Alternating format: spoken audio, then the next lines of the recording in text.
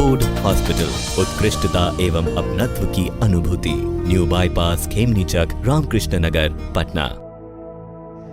इसमें Ford hospital research centre private limited में आए हैं डॉक्टर संतोष सर। ये आपका जो है दूरबीन लैप्रोस्कोपिक सर्जन है और लेजर के बारे में जानकारी देंगे। और आइए डॉक्टर संतोष कुमार सर से बात करते हैं। नमस्ते डॉक्टर साहब। एज ए लैप्रोस्कोपिक सर्जन और लेजर के बारे में आप मरीजों को क्या कहना चाहिए, बताएं सर। देखिए, लैप्रोस्कोपी भी बहुत पुरानी चीज़ है, उसको डेवलप करके बहुत ऊपर तक ले जाया गया है। लेज़र भी पुरानी हो चुकी है, करीब 20 साल 25 साल से इसका इस्तेमाल हो रहा है। लेकिन अब जो एडवांसमेंट है वो पहले से काफ़ी पेशेंट को इससे बहुत ज़्यादा बेनिफिट हो गया है।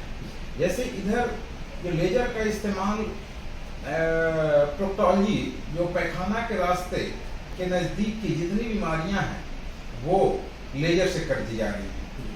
लैप्रोस्कोपी पर चूंकि मैं पहले भी बोल चुका हूँ, इसलिए मैं डिटेल से लेजर पे ही बात करूँगा। तो उसमें जो एडवांसमेंट आया है जिसके कारण पेशेंट कंफर्टेबिलिटी बहुत ज़्यादा बढ़ गई है। जैसे पेशेंट हेमरॉइड, जिसको पाइल्स बोलते हैं, बवासीर बोलते हैं, उसका ऑपरेशन अभी जो हम लेजर से कर रहे हैं उसमें सेम डे अधिकांश पेशेंट चले जाते हैं। कुछ पेशेंट को हम अगले दिन डिस्चार्ज करते हैं।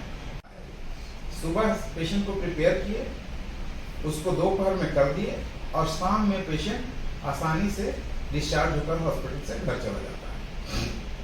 उसी तरह से प्रोक्टोलॉजी में और है फिस्टुला, जिसको कि आप दीवारों पे क्वैक द्वारा लिखा हुआ देखते होंगे कि भगंदर, वो भगंदर जिसमें से पैखाना के रास्ते के बगल में एक पस डिस्चार्जिंग ऊंड होता है, वो कभी ठीक नहीं होता है, लोग 10-10 साल तक रखे रहते हैं।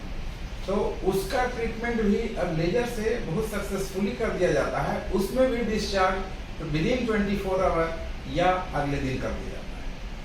तीसरा वहाँ पे कॉमन है बीमारी फीसर इनेनम, जिसको काच बोलते हैं हिंदी में। जैसे दीवारों पे लिखा रहता है बवासीर, काच, भगंदर का सर्दिया इलाज, तो काच फीसर का हिंदी नामकरण है। तो उसमें काफ़ी दर्द होता है पेशेंट को पैखाना जाने के समय, और पैखाना जाने के बाद भी दर्द घंटों परसिस्ट करता है। तो इस बीमारी का भी इलाज अब लेजर से जब हम करते हैं तो विदिन 24 आवर या अगले दिन पेशेंट, अधिकांश पेशेंट को क्या अगले दिन तो करीब 99.9% पेशेंट को छोड़ देते हैं। तो इससे पेशेंट बहुत जल्दी काम पे लौट जाता है। अगले दिन या उसके अगले दिन से काम नॉर्मल करने लगता है, दवाएं कम चलती हैं, ब्लीडिंग कम होता है, दर्द कम होता है। तो ये सारी जो लेजर की खूबसूरती है उसके कारण पेशेंट बहुत पोस्ट ऑपरेटिव आराम से रहता है। तो लेजर का आजकल वाइडेड यूज हो रहा है। एक्चुअली लेजर एक एनर्जी सोर्स है। इसका फुल फॉर्म जब हम लोग अभी आप लोग भी या सभी लोग फिजिक्स पढ़ते हैं 10th से पहले, तो उसमें लेजर पढ़ते हैं light amplification of stimulated emission of radiation. तो एक एनर्जी सोर्स है। इसका अब इतना ब्रॉड रेंज में इस्तेमाल हो रहा है कि पत्थर को तोड़ देने में इस्तेमाल होता है, जमीन में कट करके जो ऑपरेशन करना होता है तो बिना ब्लीडिंग का कट कर दिया जाता है। तो इस लेजर का बहुत ब्रॉडर इस्तेमाल है सारे में। जैसे न्यूरो सर्जरी में भी है, ENT सर्जरी में भी है, आई सर्जरी में भी है, कार्डियक सर्जरी में भी है, जनरल सर्जरी में भी है, प्रोक्टोलॉजी में भी है, यूरोलॉजी में भी है। लेकिन सारी मशीन एनर्जी सोर्स तो एक ही रहता है, लेकिन मशीनें सबकी अलग अलग होती है। क्योंकि जो पावर है डिलीवर जो करता है लास्टली कंट्रोल होकर के सबके लिए अलग अलग। पत्थर जैसे तोड़ना है किडनी का तो उसके लिए अलग लेजर होगा, आई सर्जरी करना है उसके लिए अलग लेजर होगा, प्रोक्टोलॉजी का करना है तो उसके लिए अलग लेजर होगा। लेकिन फिर भी महंगी तो होती है मशीनें, लेकिन पेशेंट का कंफर्टेबिलिटी बहुत ज़्यादा बढ़ गया।